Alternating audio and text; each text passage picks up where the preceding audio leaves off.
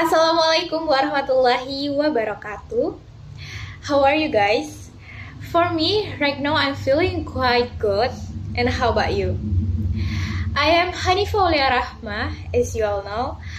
My topic is you must have a body that moves, a heart that rests, and a spirit that rises to level up yourself in 2026.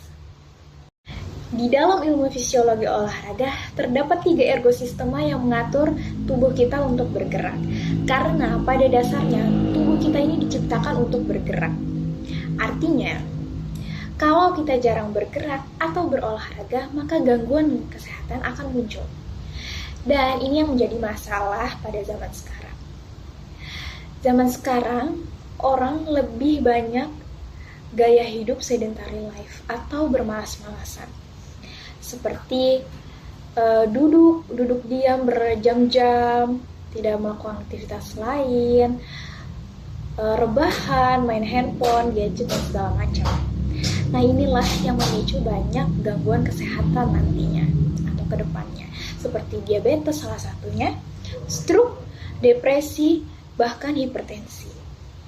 Nah, inilah yang harus kita waspadai dan kita aware ke diri kita sendiri. Banyak yang belum paham bahwa olahraga itu bukan hanya untuk membuat tubuh kita fit, tetapi juga untuk meningkatkan mental health kita dan juga kemampuan emosional kita bisa menjadi lebih baik lagi, bisa menjadi lebih bijak lagi, dan seperti itu. Kemudian pertanyaannya, seberapa efektifkah olahraga untuk mencegah penyakit? Mari kita bahas. Di tengah maraknya gaya hidup sedentary life, ada nih Gen Z yang aware dan peduli sama kebutuhan tubuhnya dengan FOMO, kegiatan positif olahraga. Olahraga yang paling diminati Gen Z saat ini adalah lari menggunakan Strava maupun bergabung dengan member gym dan juga jalan santai untuk menghilangkan stres. Tingkat partisipasi yang positif ini menurut laporan data Indeks Pembangunan Olahraga pada tahun 2024, total penggemar lari dan jalan santai yaitu 28,2%. Rubah gaya hidup sedentary life kamu menjadi kegiatan-kegiatan aktivitas yang mindful dan berdampak positif bagi tubuh kita. Kalau ditanya olahraga apa yang cocok, olahraga apa yang baik, olahraga itu seperti apa? Sebenarnya simpelnya, melakukan olahraga itu olahraga yang teman-teman sukai atau yang teman-teman minati. Jangan melakukan olahraga yang bukan teman-teman sukai atau teman-teman minati. Salah satu contohnya, teman-teman suka sepedahan. Oke, kita bisa bikin resolusi seminggu dijadwalkan 3 kali sepedahan 10 menit cukup. Itu sudah termasuk dalam olahraga dan juga akan berdampak positif pada tubuh kita.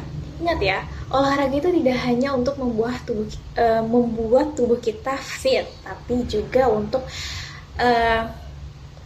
improve your mental health, improve your emotional health, and improve your critical thinking. Yap, bener aja, olahraga itu bisa membuat orang lebih cerdas atau pintar secara critical thinking. Jadi kalau misalnya teman-teman stuck dengan tugas-tugas yang menumpuk atau pekerjaan lainnya, teman-teman bisa coba untuk menyempatkan waktu sedikit sekitar 10 menit untuk melakukan exercise.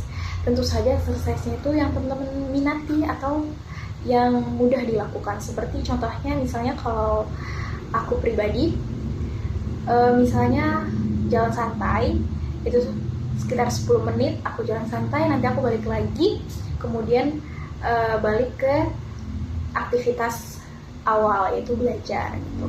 Nah, karena yang aku rasain adalah yang tadinya aku stuck, aku cemas dengan tugas-tugas aku yang banyak, setelah melakukan exercise dan kembali lagi untuk belajar, aku jadinya happy.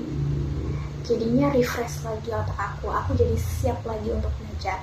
Karena gini teman-teman, pada saat otot kita berkontraksi, tubuh kita ini mengeluarkan yang namanya endorfin, serotonin, dan juga dopamin. Nah, dopamin dan serotonin ini yang membuat mood kita menjadi lebih baik lagi. Jadi buahnya happy, jadi siap untuk melakukan kegiatan berikutnya gitu. Karena hidup itu harus seimbang teman-teman, antara belajar dan olahraga. Jangan kita belajar terus, atau suka olahraga tapi nggak mau belajar. Ya, karena balance-nya antara study and exercise itu sangat penting untuk fungsi otak kita, dan juga bisa menyerap ilmu lebih baik. Karena kuncinya orang pintar bukan cuman belajar, tapi juga olahraga. Loh, kenapa kok bisa? Pada saat otot kita berkontraksi akan terjadi perobekan pembuluh darah pastinya, dan ini akan digantikan oleh sel-sel baru lagi. Nah, ini sama halnya dengan otak kita. Ketika kita melakukan exercise atau olahraga atau bergerak, ini otak kita ini akan membentuk neuron-neuron baru, dan sel saraf baru ini membantu fungsi kognitif kita menjadi lebih baik lagi. Nah, pasti kalian sering nih lihat di FYP saat ini. Ini namanya Alisa Liu, seorang atlet yang pensiun di umur 16 tahun karena burnout. Jadi dia pensiun 2 tahun, dia pengen kehidupan normal aja. Dia pengen melakukan hal-hal yang dia senangi, karena dia merasa kehilangan kesenangan di hobinya dia pada saat itu, yaitu skating. Nah, kemudian melakukan aktivitas-aktivitas yang dia sukai. Kemudian pada tahun 2024 dia bertekad untuk comeback kembali dan meraih emas figure skating di Olimpik tahun 2026 ini. Nah, ini bisa menjadi pelajaran untuk kita bahwa olahraga itu bukan karena dipaksakan. Lakukanlah olahraga yang kalian senangi, bukan karena standar orang lain, karena yang mengetahui standar diri kalian adalah kalian sendiri. Last but not least, I want to share my favorite quote that really impact in my life, and I think has the potential to change yours too. The quotes: discipline is choosing what you want most over what you want right now. Respect to your future self. Saya Hanifa Aulia. See you till the next chat.